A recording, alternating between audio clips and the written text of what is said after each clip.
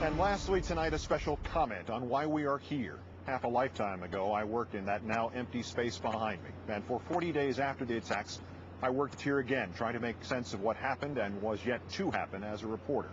And all the time, I knew that the very air I breathed contained the remains of thousands of people, including 4 of my own friends. 2 in the planes, and as I discovered from those missing posters, seared still into my soul, 2 more in the towers. And I knew as well that this was the pyre for hundreds of New York policemen and firemen, of whom my family can claim half a dozen or more as our ancestors. I belabor this to emphasize that for me this was and is and always shall be personal. And anyone who claims that I and others like me are soft or have forgotten the lessons of what happened here is at best a grasping, opportunistic dilettante and at worst an idiot, whether he is a commentator or a vice president or a president. However, of all the things those of us who were here 5 years ago could have forecast, of all the nightmares that unfolded before our eyes and the others that unfolded only in our minds, none of us could have predicted this. 5 years later, this space is still empty. 5 years later, there is no memorial to the dead. 5 years later, there is no building rising to show with proud defiance that we would not have our America wrung from us by cowards and criminals. 5 years later, this country's wound is still open. 5 years later, this country's mass grave is still unmarked. 5 years later, this is still just a background for a photo op. It is beyond shameful. At the dedication of the Gettysburg Memorial, barely 4 months after the last soldier staggered from another Pennsylvania field, Mr. Lincoln said, "We cannot dedicate, we cannot consecrate, we cannot hallow this ground. The brave men, living and dead, who struggled here have consecrated it far above our poor power to add or detract." Lincoln used those words to immortalize their sacrifice. Today, our leaders could use those same words to rationalize their own reprehensible inaction. We cannot dedicate, we cannot consecrate, we cannot hallow this ground, so we won't. Instead, they bicker and buck pass. They thwart private efforts and jostle to claim credit for initiatives that go nowhere. They spend the money on irrelevant wars and elaborate self-congratulations and buying off columnists to write how good a job they're doing instead of doing any job at all. 5 years later, Mr. Bush, we are still fighting the terrorists on these streets, and look carefully, sir, on these 16 empty acres, the terrorists are clearly still winning. And a crime against every victim here and every patriotic sentiment you mouthed but did not enact. You have done nothing about it.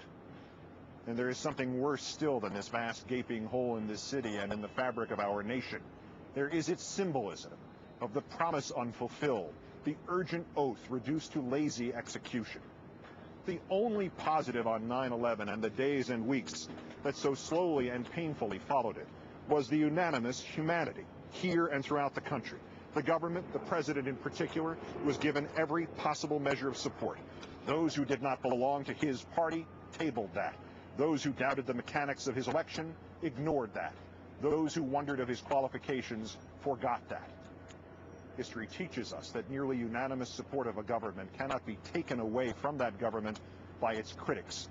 It can only be squandered by those who use it not to heal a nation's wounds, but to take political advantage. Terrorists did not come and steal our newly regained sense of being American first and political 50th, nor did the Democrats, nor did the media, nor did the people.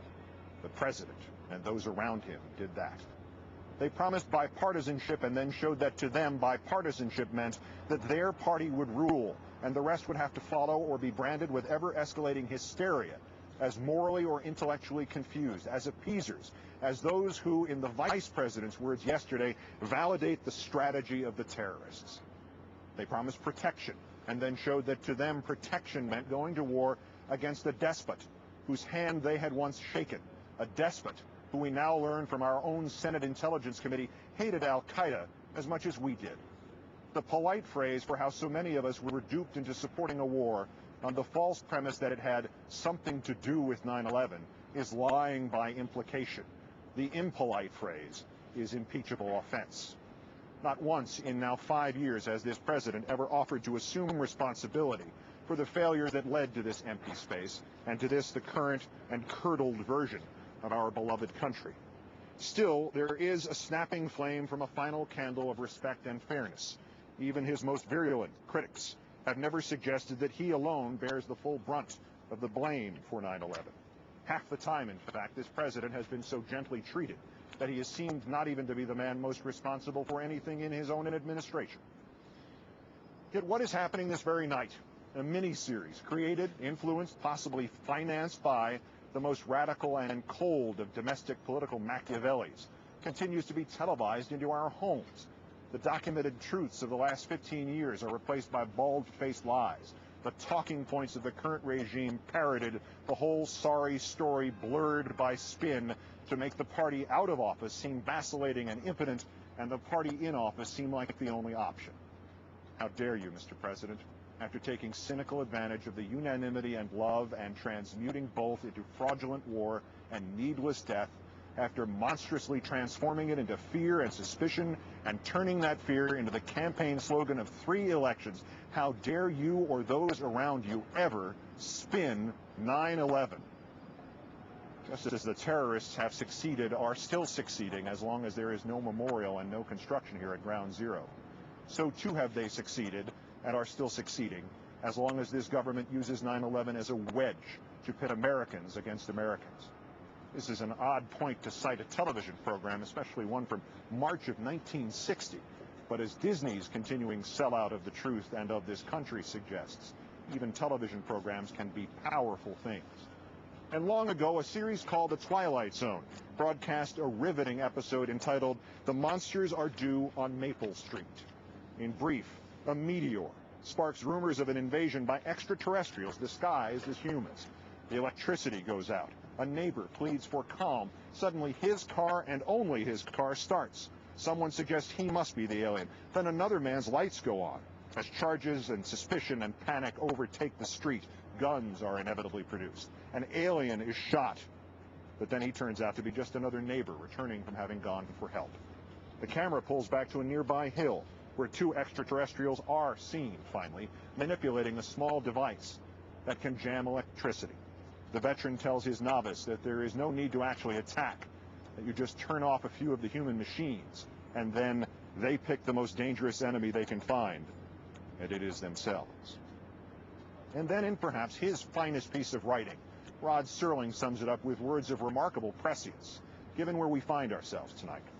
The tools of conquest, he said, do not necessarily come with bombs and explosions and fallout. There are weapons that are simply thoughts, attitudes, prejudices, to be found only in the minds of men.